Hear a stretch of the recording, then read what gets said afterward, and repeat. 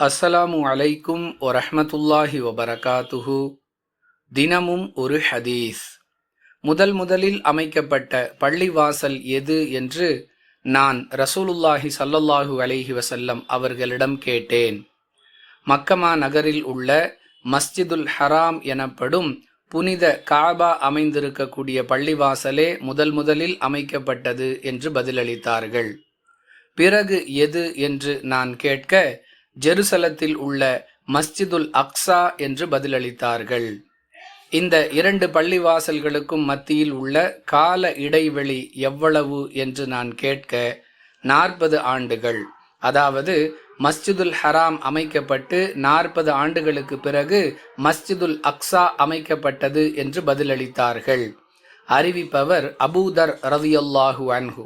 நூல் புகாரி, ஹதீஸ் எண் 3366.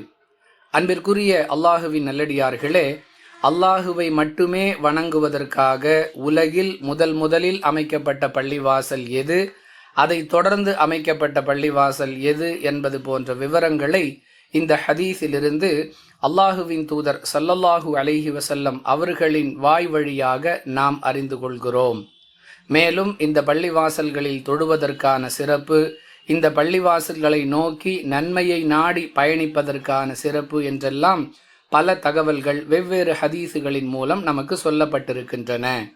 வாஹிர் தஅவானா அனில் ஹம்துலில்லாஹி ரப்பில் ஆலமீன். அஸ்ஸலாமு அலைக்கும் வரஹ்மத்துல்லாஹி வபரகாத்துஹு.